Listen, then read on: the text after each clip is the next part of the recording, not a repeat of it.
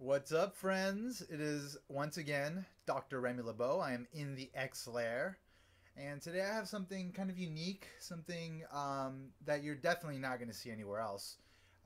It is the Black Logan 1/4 scale variant of the 1/4 scale custom statue of Logan on a rock. Um, so obviously there's like a whole story behind this, and there's a reason why he's Black Logan. I don't want to offend anyone by black. I mean like, partly African American, and I respect African Americans in general and like their history and all that. So this is meant to celebrate that. It's in no way meant to sort of like diminutize like a particular ethnic group, or in some way sort of like reflect like something bad. It totally is meant to honor the group and sort of pay homage to not just like the good qualities of the group, but also to sort of like the cool nature of what could come out of the African American population in general. So that's my little political speech in order to sort of try to make sure that people understand that I'm coming from like from a place of understanding and good intentions. Black Logan, I'm just simplifying it to black, but I mean African American. I mean, he's actually, as far as like I've conceived him, he is the child. He is sort of like he's like an alternate reality version of Logan, in which, in that alternate reality, which is inspired by the Marvel turn with the Ultimates, like turning Nick Fury into an African American character rather than the traditional sort of Caucasian character that he was always before. Before that series, like that series inspired me to think, okay, well, maybe there's like an alternate dimension Wolverine who's actually the child of an African American man, and like I was thinking like a Latin woman, and they actually raise a much gentler and kinder Logan, and so he's the same Logan as far as like his powers go, and as far as like what was done to him, as far as getting the adamantium on his skeleton. So all that is still consistent with this character, but as far as like who he is as a person and the principles that he follows, he's a completely different character. He is not willing to kill. He has never killed anyone. He's joined the X-Men, but he's a much more gentle person. And that just reflects the ethical code that was taught to him by his parents, who were very sort of like grounded, and they were kind of like Uncle Ben and Aunt May of Spider-Man, who kind of turned him into the person he is today, as well as like Superman. Superman became the character he is because his parents instilled in him an ethical code that it led him to be like a non like deadly force using good, force for good. And so my concept is of a Wolverine very similar as far as like his roots go, as far as his development goes, and his influences early on, and turning him into like a more gentle and less lethal character. That is who Black Logan is. That is who this Logan is that you're seeing here. As far as I'm concerned, I'm going to go into why he even exists and why I even came up with an origin story for him. So there's this group of producers overseas, particularly in the Philippines. There's actually a variety of companies, like maybe 4 or 5. Some of them do good work, some of them don't. It just depends on who you're dealing with, and I guess the point in time at which you're dealing with them also. There's a group of collectors here in the States and overseas, like maybe in Europe and different parts of the world, that get together via the forums, like the Statue Forum, statueforum.com, statuemarvels.com. They get together, they've known each other for years, and they realize that there are these like producers overseas, and because Bowen Designs and Sideshow doesn't produce things on demand, like these collectors get together and so decide what they want produced. They get enough people together, and then they commission these producers in the Philippines to produce particular statues that they're interested in getting. So Bowen Designs had produced a Logan on a rock statue, very similar to this, but I mean, obviously a lot less muscular. And in 1/6 scale, which is the scale that Bowen Designs creates their statues in. And so some collectors, I guess, decided they wanted to get a 1/4 scale version of that statue. Obviously, a lot more muscular because this guy's totally jacked up. And if you've seen the Bowen Designs version, he's like, it's Logan, but he's like kind of very frail. Like he doesn't have much sort of mass to his body. And I guess the collectors that were commissioning this guy were like, we want him to be bigger. So obviously you can tell he's like a lot bigger. He's got huge chest, like big arms, like you know, he's obviously been working out quite a bit, or maybe doing like steroids. Likely doing steroids. Like you can't really get this big without steroids, I think. Anyway, so a group of collectors commissioned, you know, one of these Philippines producers to produce this statue. I found out about it. I was like, I'm in. I want one of these. So I actually got in on it. Eventually, you know, you have to wait a while for these things to be produced. It was produced. I finally got it. I was happy with it. Cool. Had the chrome claws, which are really cool. Everything about it just came out really nice. I liked it. The face, the body, the sculpt, the base, everything was great. I was like, sweet. Had the statue, done. Because I was like impressed with what these guys did, I got into another commission with them, and that one actually turned out, I'm not going to go into the story for that one, but that one actually turned out to not be that great. And actually was supposed to have a light up feature, and it lit up for a day and then it broke. And there were a lot of problems with the statue. At least I had a lot of problems with it. I kind of felt like a lot of it had been done in a sloppy way, and I had paid a lot for it, and I had waited a lot for it, so I was really disappointed.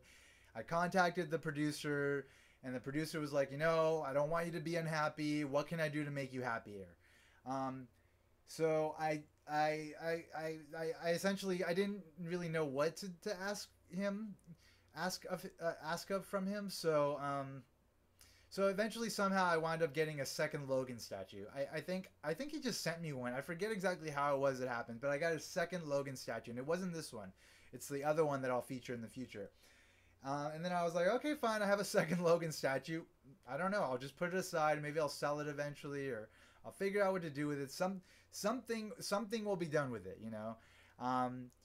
And so fast forward like about a year, and I wind up actually dropping this guy. I had him on a surface that was unstable, and he just fell over and broke, and like his head came off, like, and like it made like a crack here, but you can't really see anymore because I painted over it. So I actually wound up fixing it. But at the time I broke it, and I was like, oh crap, I broke a statue. It's always crappy when you break a statue, but I was happy because I had this other Logan statue that I had not utilized and was just kind of in storage. I was like, okay, sweet. Well, I've got another one. So I put this one away, and that was the end of the story. I put away this, like all the broken stuff, whatever. Fast forward again, a little more time, and I had some time. I forget what was happening, but I had some free time for a few days, and I had been kind of dabbling with painting statues. So what I did was I conceived of this character like Black Logan. I was like, it might be interesting to create like this Black Logan, which would be, you know, kind of rooted in the story that I told, you know, like this alternate reality sort of developmental process that turned him into a different Logan, a different Wolverine. And I was like, okay, cool. Why don't I try to like put the statue back together again and then kind of paint him into this different character. And then I thought, okay, well, what about the base? The base, maybe I'll do something different with as well. Like they had like kind of like gray, black, like rocky base, you know, just to kind of represent like, you know, what, you know, to kind of represent the unique quality of this statue versus that statue, and this character versus that character. So I was like, okay, well, what about like a green kind of mossy effect? So I kind of used like 3 or 4 different greens on it to kind of give it like that mossy green effect, and that sort of reflects sort of the more gentle nature of this Logan. And so that's what I did with the base. The pants I did kind of brown. The red, the belt and the boots I kind of did like a reddish leather. And then the pants I did kind of like a dirty brown, like dirty brown jeans. I didn't do anything with the claws. I didn't do anything with the bloodied um, bandages on his arms. And as far as the body went, you know, I just kind of I picked a nice hue, you know, like a darker hue, obviously for the skin, and then I shaded it with, you know, some dark, like some dark brown chalk pastels. And I didn't really do anything with the face, or at least the eyes. I didn't do anything with the eyes, and the hair I didn't do much with either. I mean, obviously, actually, initially I painted his hair white, and it looked kind of cool, but not really. Like there was something kind of off about it, so I decided to not leave that element. But you know, after kind of actually putting it back together and doing the paint and like, you know, putting on a couple of coats of paint, like I looked at it and I was like, I'm very impressed. I'm very impressed with this. Like it actually wound up pretty cool. Given that it is originally like a very kind of cool statue, so because it was a cool statue and because I was able to repair it and I was kind of able to give it like a unique look and also kind of, you know, kind of in my mind create like this unique origin story around him, I was like, cool. Like I've got this extra statue that was broken. I've put it back together. I've painted it. I've made it unique, and it's a separate piece from the original one. Now I've got two, but it's not redundant, and I'm not just again, I'm not like, it doesn't seem as though I'm hoarding, even though it might seem that way to outsiders. I'm not hoarding. I'm not a hoarder. Everything's organized. I don't have 1,000 cats running around my statue collection. In case you're worried, don't worry. Um, and it just fits in as a unique statue. You can see on my blog post, I've got them on opposing sides of a room, like the two versions. They look very cool. They do the trick. So I'm just happy. I'm happy with the overall piece. I'm happy with the final result. And there you are. There you are. Let me introduce you once again to Black Logan, 1/4 scale statue. A very impressive piece that I like, and I hope some of you like as well. You know, give me some comments, give me some feedback. You know, tell me what you think about it. I know it's like, you know, it's kind of unorthodox to create, you know, your own versions of characters, but then again, given that there's like an infinite amount of worlds in the Marvel universe, like anything could happen, and it would be really cool if Marvel sort of took this kind of a turn with Wolverine and one of the versions of Wolverine, just to kind of, you know, spice things up a bit. I mean, why not? You know, I really like what they did.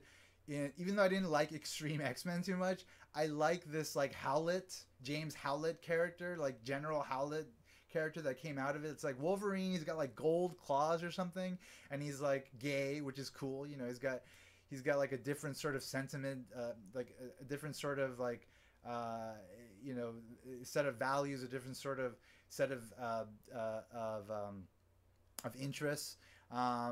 There's a lot of cool elements to that character, and actually he actually, after Extermination, spoiler alert, actually wound up being brought into the regular Marvel universe, Earth 616. So there's now this new Wolverine running around who's completely different from the original Wolverine. So what I'm saying is that the door is open for like new versions of Wolverine. I mean, why not? You know, just keep going, you know, keep going with this. Like we can do it all day, as long as it's good, as long as it's done well and the stories are told well.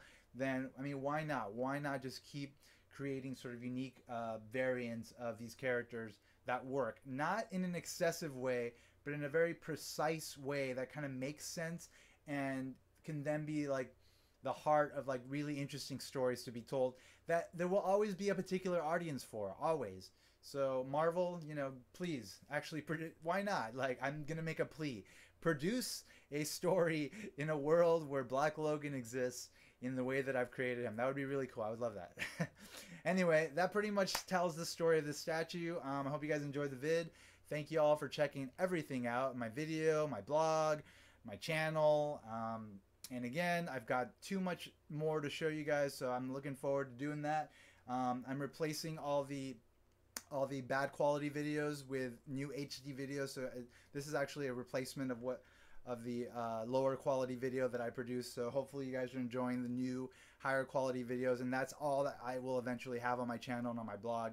So I want it all to be kind of uniform and like of the best quality I can produce, because I've got some time right now and I'm having a lot of fun, and I hope you guys are enjoying it.